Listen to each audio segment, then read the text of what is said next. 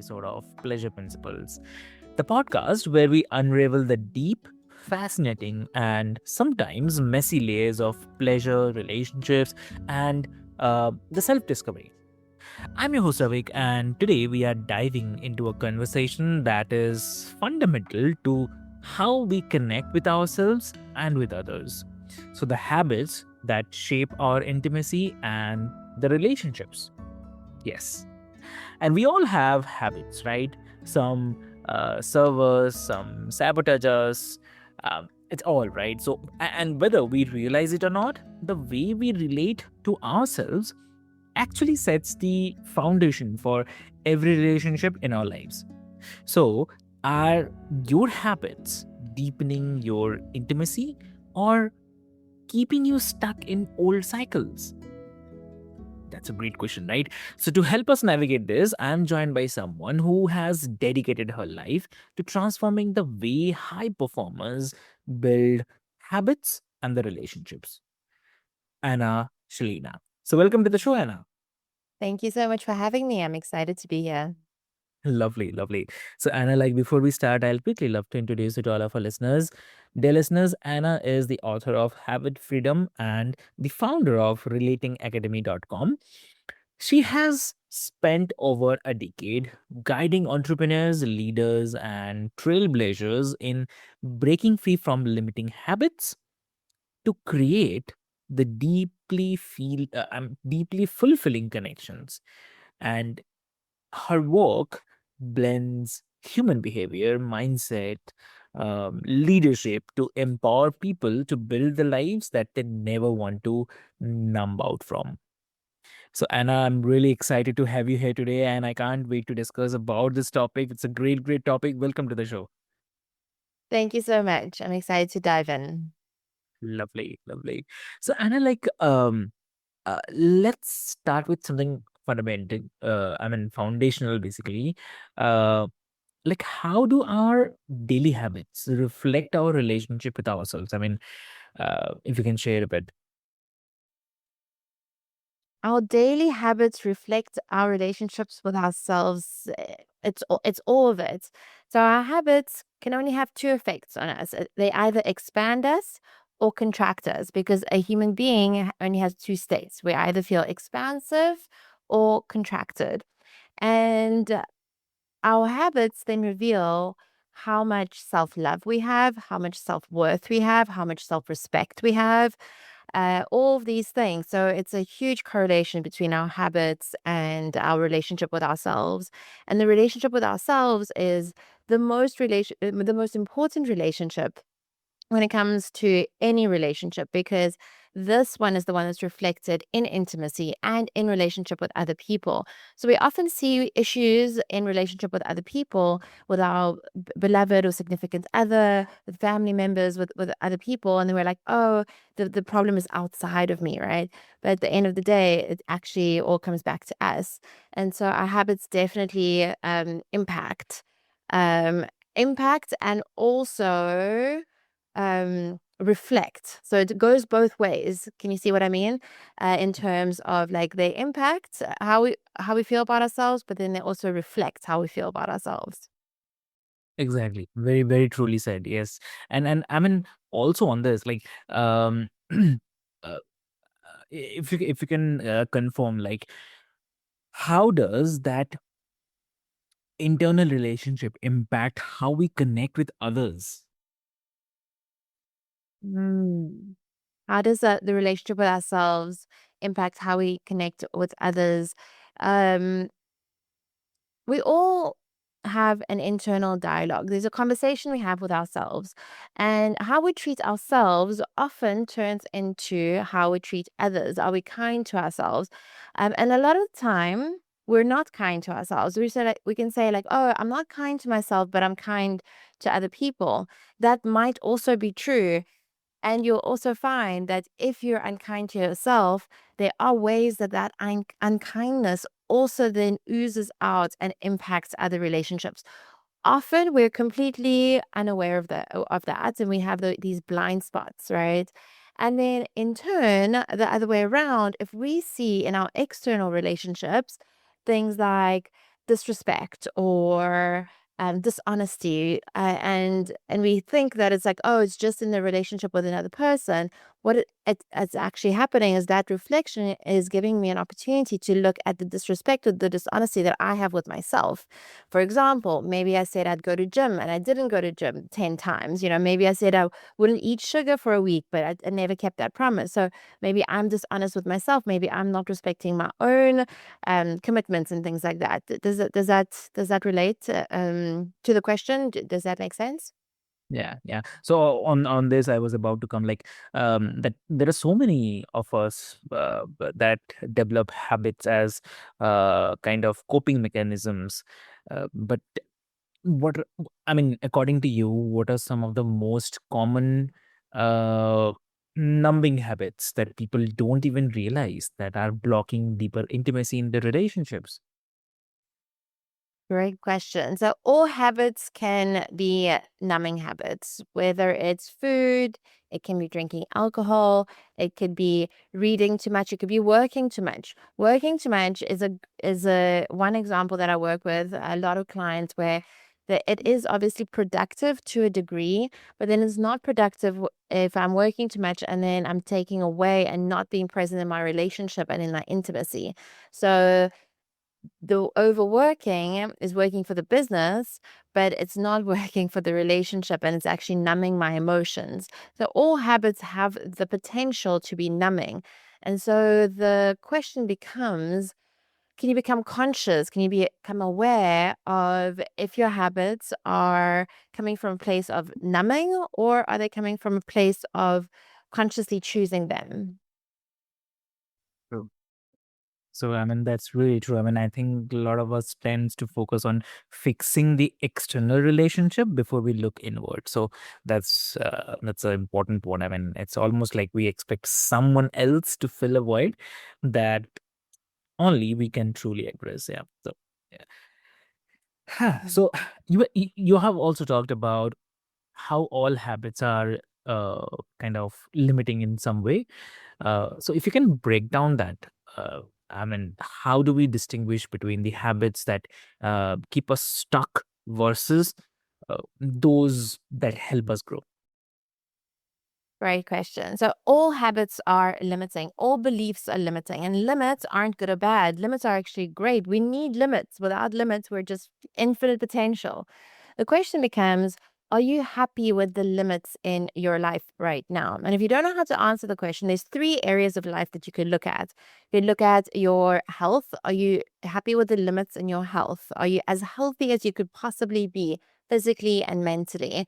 Then the limits in your relationships. Are you happy with the limit in your intimacy? Are you happy with the limit of how vulnerable you can feel and you can be with your partner? Are you happy with the limits of what you can discuss and how deeply you can talk about things and the adventures that you can go on? And then the third area of life is wealth. Are you happy with the limits in your wealth? Like I said, everyone has limits. The question becomes, are you happy with these limits? And if you identify, well, no, I'm not happy with the limits in my relationship, for example. I feel that we're not discussing things deeply enough, or I don't feel safe enough to bring sensitive topics up, for example, right? Then we look at, like, well, what are your habits around bringing sensitive things up and being vulnerable with your partner? Do you have a weekly safe space or a monthly, date that you set aside for this? Like, what are the habits that have eroded that? Is it that the habits of not being very intimate, or like what's the word that I'm looking for? Just dismissive with each other, like not being very affectionate with each other over a long time, and then we shift those habits. Uh, so yeah, like, what are the limits, and are you happy with those limits? Exactly, exactly true.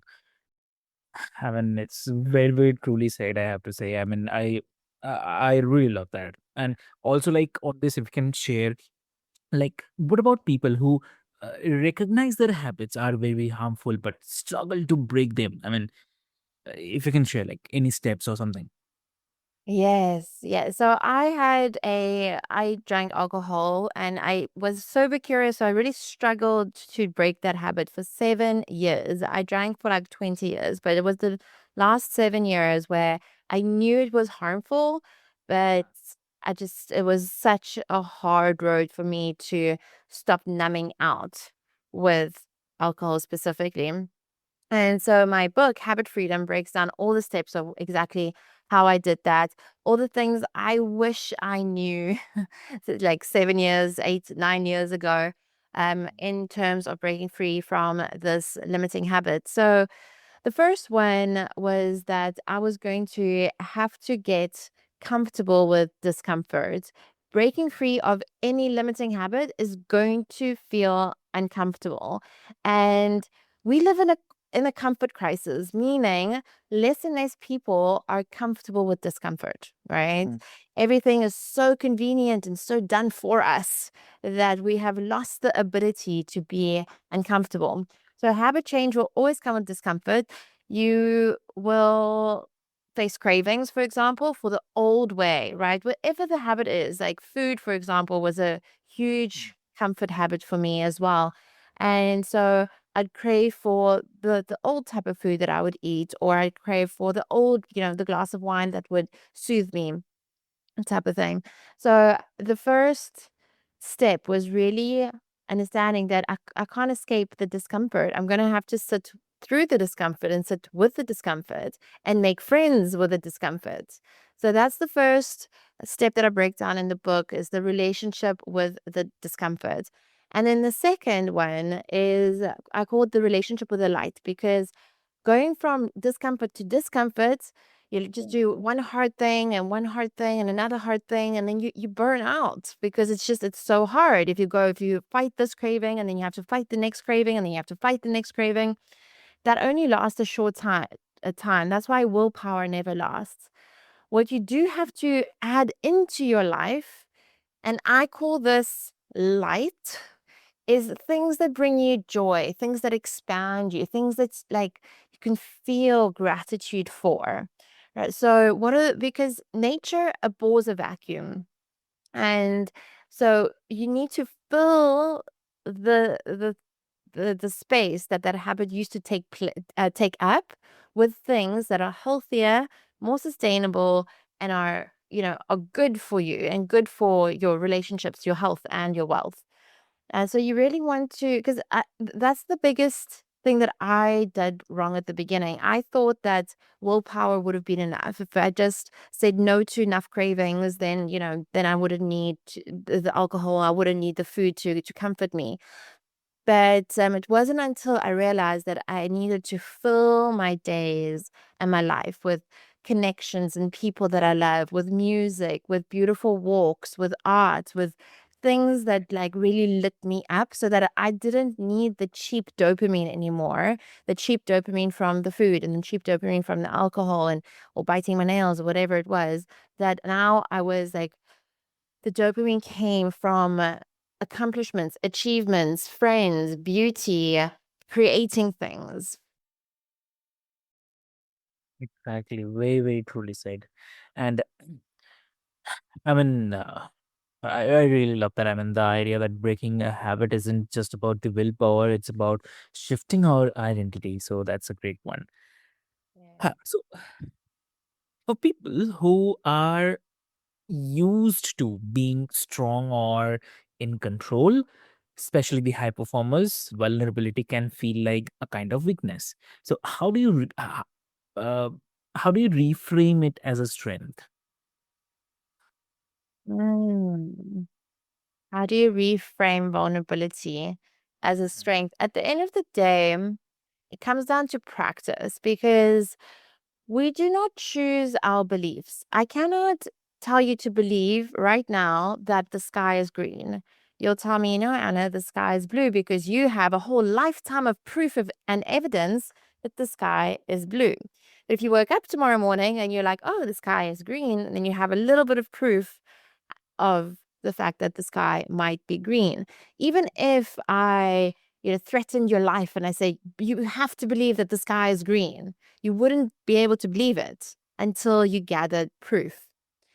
And so, how that relates to vulnerability is to start to believe that vulnerability is safe, vulnerability is healthy, and vulnerability is going to get you to the place that you want to be. You have to gather proof for that. Until you gather proof, I can't make you believe anything, right? So, with vulnerability in that sense, I like to start small. I'd like to show you how vulnerability can be safe and connecting and beautiful and makes you feel alive and makes you feel, like I said, connected to another person, to yourself, to a higher power, whatever it is, right? We all crave that connection. And that connection can only come from vulnerability, and that vulnerability needs to feel safe.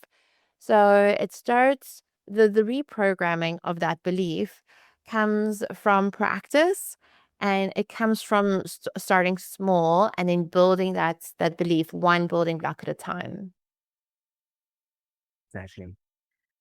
Ah, so you have also worked with the high achievers and entrepreneurs who often have a very disciplined life, but still struggle with the intimacy. So, what's the biggest mindset shift they need to make to foster deeper emotional connections? What do you say? Yes. Ooh, The biggest thing is Uh-huh. really helping them value the intimate life as much as they value their business. Until they value their relationship and intimacy as highly as their business, Yeah. it's not, it's not that important. And when things aren't that important, we just don't create the time for it. I like to remind people when they're like, I'm too busy, right? I'm too busy. And I like to remind them that all we have is time. That's all we have. And then we fill it. We're the ones that are filling the time. Even though sometimes it feels like our time is being filled up for us, till we become the conscious choosers of what is put into our day and into our time, then we're enslaved to our business or whatever else.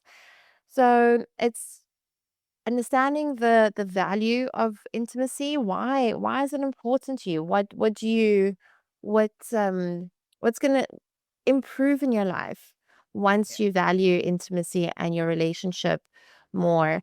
It usually comes off the back of, you know, something really hardcore happening, like a separation or a divorce or like a wake up call, right? So like someone losing it often takes someone losing something for in their personal lives and their intimacy for them to realize what they had, and then the value goes up and the importance goes up. It isn't nice when people don't have to get to that point of loss for them to start valuing it. But at the end of the day,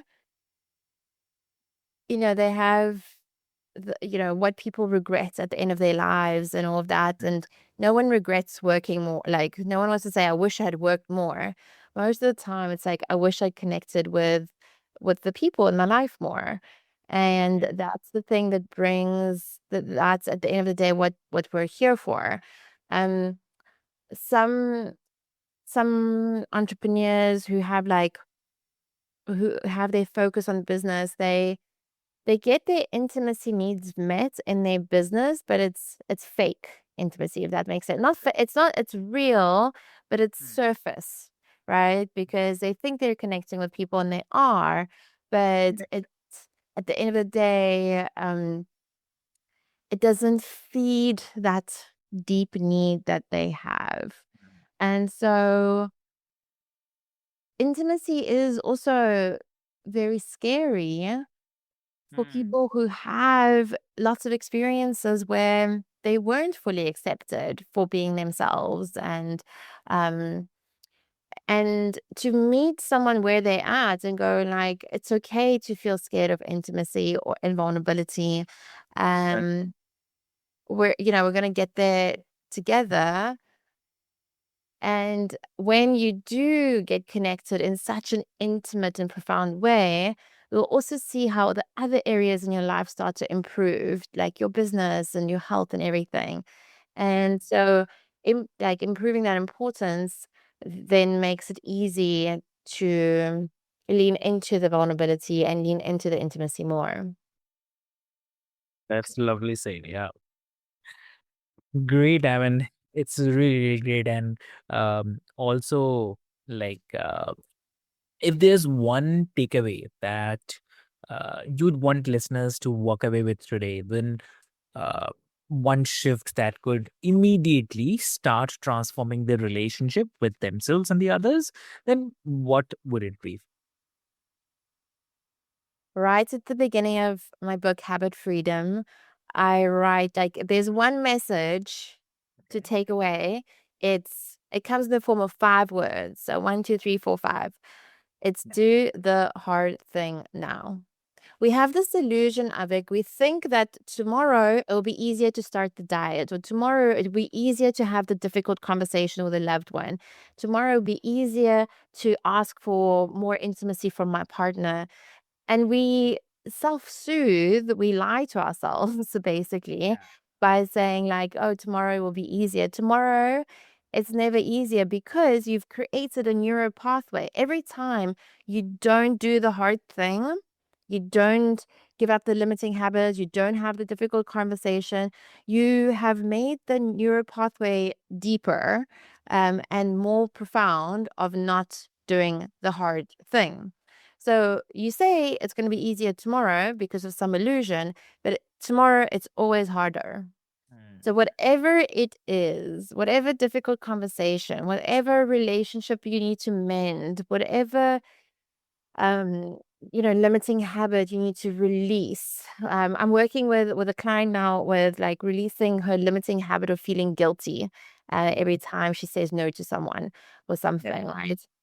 So it's the easiest time, the best time is always now. It's never tomorrow. Tomorrow is just another now. And tomorrow is there's just going to be another, oh, let's do it tomorrow. So if there's anything that's on your heart, that's been on your mind of like, oh, should I give up this limiting habit or should I lean into this relationship? Do it now. Now Mm. is the easiest it will ever get. Exactly. That's a lovely said, I'd say. Yeah. Great, great. And also, like, uh, this is really a great, great, enlightening conversation, I have to say. And I think so many of us going to walk away with a completely different perspective on the habits and the relationships. And it's a great way to learn as well. So this episode will definitely help people to know where they are and how they should go ahead, or how they should think about. So that's a great way. So, for everyone who is listening, if you are ready to break free from the limiting beliefs and, or the maybe the limiting habits, rather, I would say, and step into deeper and more fulfilling connections, so be sure to check out Anna's book, Habit Freedom, and her work at relatingacademy.com. I'll put the links into the show notes for your easy reference. And as always, if you have loved this episode, do not forget to subscribe, share it with someone who actually needs to hear this. And leave us a review. Let's keep this conversation going. And until next time, stay curious, stay open, and most importantly, stay connected. So, see you in the next episode of Pleasure Principles. Till then, be happy. Take care. Thank you so much.